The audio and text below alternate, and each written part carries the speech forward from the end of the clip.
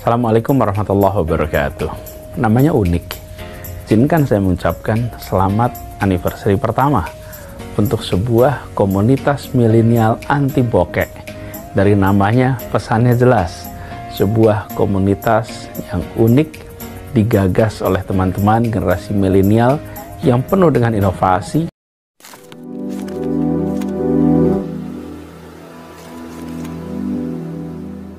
Assalamualaikum warahmatullahi wabarakatuh. Welcome back to my channel Tech TV. Ya teman-teman, kita kali ini ngebahas Wirda ya. Kalau kemarin udah ngebahas tentang Yusuf Mansur yang berangan-angan ya, tapi kita potong dulu, sekarang kita ngebahas Wirda. Karena ini cukup penting ya.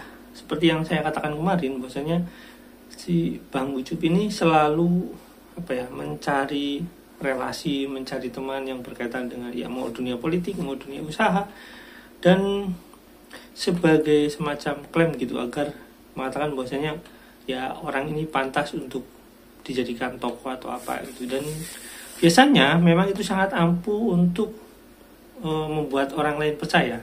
Nah begitupun juga perlakuan anaknya itu Wirda gitu ya. Jadi dia diperlakukan sebagai anak yang nantinya akan menggantikan dia, oleh karena itu dikenal-kenalkanlah oleh bapaknya. Nah menurut saya sebenarnya nggak mau ngebahas politiknya ya, karena politik itu ya kepentingan gitu ya. Di Indonesia udah jelas ya, demokrasi itu ya politik kepentingan. Cuma ya mau nggak mau saya tampilkan gitu, dan saya akan ngebahas selain itu juga. Nah teman-teman, ini mohon maaf kalau misalkan ada yang tersinggung, karena saya nggak akan ngebahas politiknya, cuma nyerempet dikit ya. Oke, sebagai referensinya kita lihat dulu videonya teman-teman. Yuk check it out. Assalamualaikum warahmatullahi wabarakatuh. Namanya unik.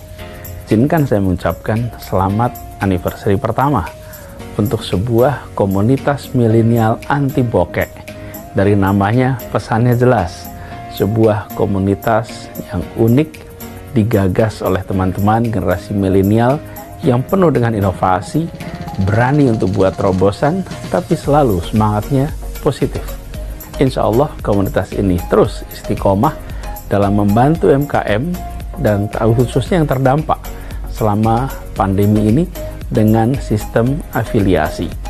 Harapannya komunitas milenial anti bokeh bisa terus mengajak anak muda lainnya ikut kolaborasi meningkatkan roda perekonomian khususnya di Jakarta dan umumnya di Indonesia. Sekali lagi selamat anniversary, salam hangat dari Balai Kota. Assalamualaikum warahmatullahi wabarakatuh.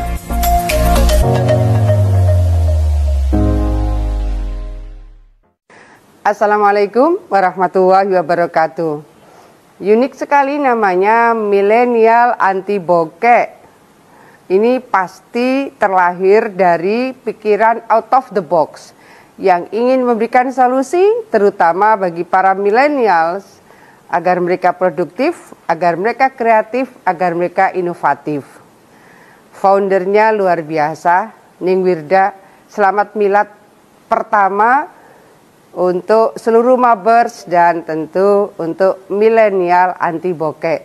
Mudah-mudahan terus semangat dan mudah-mudahan terus bisa menggait sebanyak-banyaknya mabers di negeri ini dan di mana saja, bahwa mengajak mereka produktif, mengajak mereka inovatif, dan tentu supaya milenial tidak bokeh. Kalau milenialnya tidak bokeh, pasti keluarganya juga jadi bahagia sejahtera. Selamat sukses untuk milenial anti bokeh dan mabers. Selamat Ning Wirda, mudah-mudahan terus menuai sukses dan memberikan manfaat barokah. Amin. Saya Khofifah Indar Parawansa, Gubernur Jawa Timur. Assalamualaikum warahmatullahi wabarakatuh. Halo mabes, milenial anti bokeh, selamat ulang tahun pertama. Semoga terus menjadi ulang tahun kedua, ketiga, dan seterusnya. Dan yang paling penting, bawa manfaat untuk bangsa dan negara, betul-betul anti bokeh karena banyak passive income yang halal, dan kemudian juga membawa berkah untuk orang banyak. Sekali lagi, selamat ulang tahun, semoga lancar, jaya, sentosa. Saya Tung Desa Waringin mengucapkan salam dahsyat.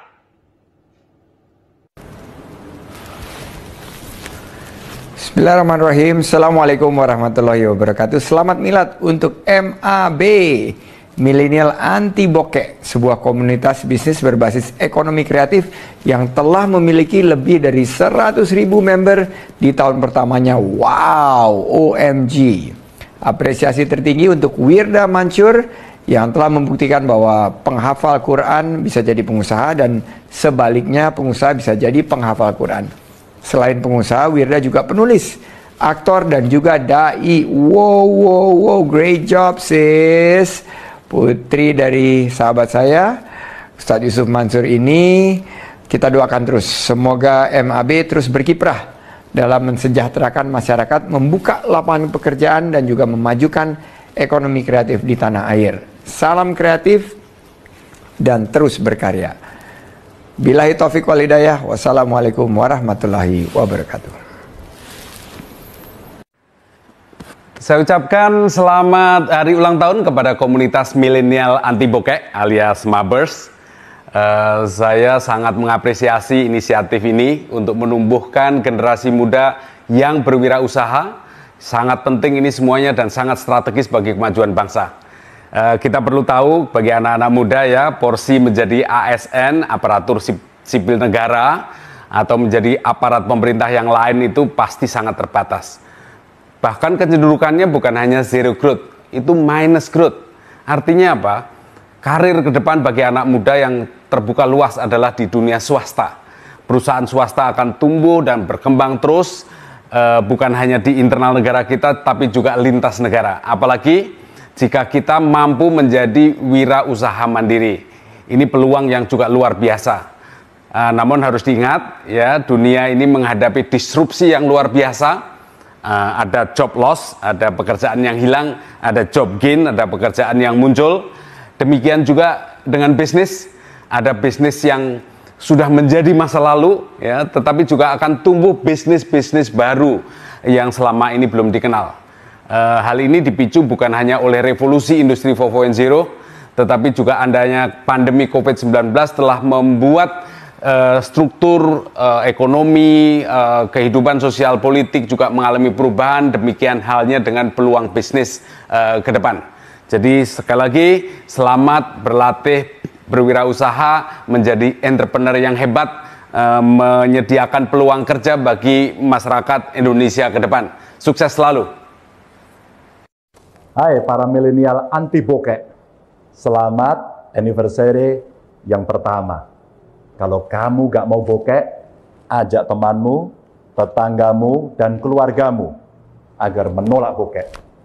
Terus bergerak, karena satu langkah usahamu membawa ribuan UMKM untuk maju. Oh bisa ya? Udah tuh. Kayaknya gue gak ada tenaga. dia udah. Udah bolong ya. Dalamnya ada apa sih? Wah. Ini ada apa sih dalamnya? Gue juga penasaran. Ini gue kerok aja deh. Dimakan gak sih? Enak banget ya? Enak. Ih, rasanya kayak bubble gum. Ya ampun guys. Apa tuh? Isinya ada emas. Widih, invest. Invest buat dimakan. Invest buat dimakan. Oke, itu teman-teman udah. Nah, teman-teman bisa bayangkan ya, ada nama Pak Anies Baswedan, itu satu, dan dia bercerita tentang ya apa ya, keunikan dari itu. Tapi intinya gini, mohon maaf ya kalau orang yang menjadi penggemarnya atau menjadi pendukungnya, karena memang menurut saya pada saat itu mungkin ya Anies Baswedan butuh, karena membernya nanti teman-teman bisa lihat di Sandiaga Uno itu membernya sampai 100.000, dan itu bisa menjadi ceruk yang sangat bagus untuk kepentingan politik ya teman-teman. Saya nggak ngebahas tentang itu, dan perilaku seperti itu bagi orang politik itu wajar karena ada kepentingan ya teman-teman.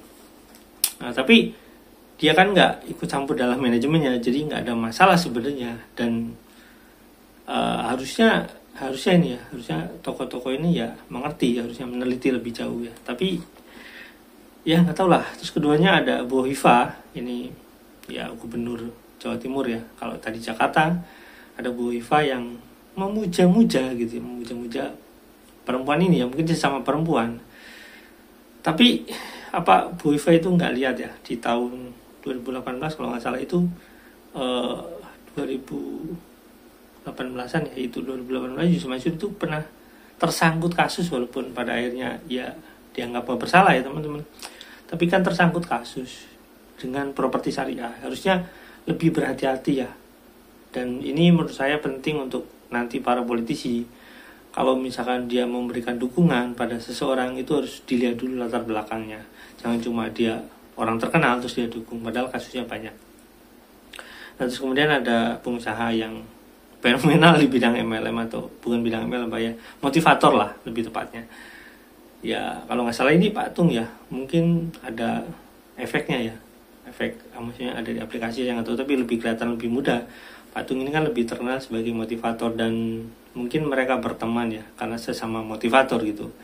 Dan ya buat saya patung nggak ada masalah gitu, nggak ada sama sekali. Dan mungkin kepentingannya apa ya saya nggak tahu, mungkin ya nggak tahu lah, itu kan pengusaha.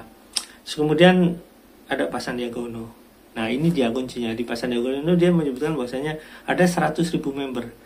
Nah kalau kemarin 90.000 member itu yang ya hitung-hitungannya itu 9 miliar. Kalau misalkan ini Sandiaga Uno menyebut dalam 1 tahun itu 100.000 member, berarti 10 miliar ya teman-teman. Ya saya nggak tahu ini yang benar yang mana, tapi yang jelas buat saya pribadi ya teman-teman, Pak Sandiaga ini saya tahu Sandiaga ini udah kenal dengan Yusuf Mansur udah lama, walaupun Yusuf Mansur itu di 2019 nggak mendukung Pak Sandiaga Uno ya, kecelai gitu ya, tapi ya saya nggak tahu, tetap didukung ya teman-teman.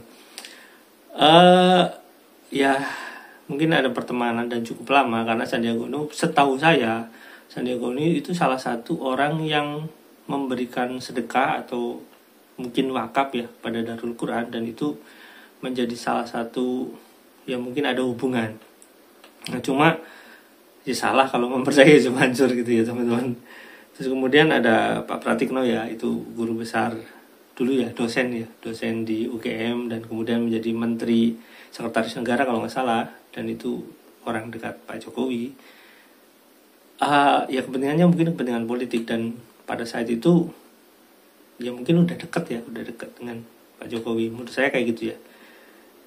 Wajar sih kalau itu menurut saya. Dan cuma sekali lagi saya nggak ngebahas tentang masalah politiknya. Menurut saya kalau misalkan ada ceruk yang cukup besar untuk sebagai kepentingan politik ya tentu saja itu menjadi hal wajar gitu.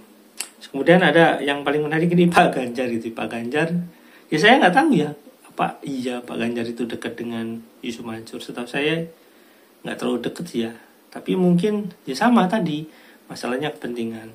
Nah selain ngebahas kepentingan itu teman-teman, ada hal yang menarik dikatakan Sandiaga Uno. Jadi si Wida ini dikatakan sebagai aktor, terus dai gitu ya, terus pengusaha, dan dianggap apa ya hebat gitu ya. Ya ini dia menurut saya yang saya katakan tadi, bahwasanya cetakan Yusuf Mansur ini mencetak Wida ini seperti Yusuf Mansur gitu ya. Ya kelihatan sekali bahwasanya orang itu bisa terlena dengan hal-hal seperti itu, sehingga tidak melihat dari sisi lain gitu, dari omongan Wida yang nggak jelas gitu. Artinya ya kadang suka ngehalu seperti bapaknya, dan mungkin sering menyajikan sesuatu yang nggak bisa terwujud gitu ya. Dan banyak hal yang bermasalah, termasuk ketika dia membuat ya film gitu kan, filmnya aneh gitu ya. Dan intinya apa ya nggak tahu lah. Buat saya pribadi, urusan politik ya sudah, itu memang urusan politik, urusannya kepentingan. Nah cuma balik lagi kepada orang-orang politikus ini, sebaiknya melihatlah ada nggak sih sebenarnya orang ini punya masalah terkait dengan umat gitu, sehingga ketika muncul video ini nggak melukai hati umat gitu. Walaupun saya tahu Pak Sandiaga Uno maupun Pak Anies Baswedan maupun Pak Ganjar itu nggak tahu masalah video ini seperti apa. Nah karena menurut saya kekurang hati-hatian atau kekurang telitian mereka, sehingga mungkin ini menjadi salah satu penyebab ya mereka nggak dipilih gitu ya. Saya nggak tahu ya teman-teman. Tapi ya buat saya sih itu masalah politik ya. Ya kembali lagi pada orangnya. Karena Yusuf Mansur ini ketika Yusuf Mansur ini sedang bermasalah dengan dituntut banyak sekali, itu dia mendekati Gus Baha. Terus dia mendekati juga Gus Muafik. Terus banyak sekali yang nggak bisa didekati mungkin ini ya, kayak Gus Abbas itu orang yang ya lempeng gitu. Maksudnya yang lain juga lempeng sebenarnya, cuma yang lain masih bisa didekati dirayu. Kalau Gus Abbas kayaknya susah. Yang dari Cirebon itu masih daerah Gunung Jati ya, Buntet. Terus banyak lagi yang didekati Yusuf Mansur, termasuk Buya Yahya yang di Cirebon. Kenapa nggak Gus Abbas? Menurut saya Gus Abbas nggak bisa ya didekati ya. Kenapa Buya Yahya? Ya itu pertanyaannya. Buya Yahya juga waktu ini teman-teman harus tahu ya, bahwasanya korban daripada investasi Yusuf Mansur yang batubara itu, Masjid Darussalam itu, orang-orang dari jamaah Masjid Darussalam itu udah menemui Buya Yahya. Dan apa yang terjadi? Itu kenapa sebabnya menemui? Itu mau tabayun karena Yusuf Mansur datang ke sana. Dan apa yang terjadi? Buya Yahya tidak mau ketemu. Itu faktanya teman-teman, tidak mau ketemu.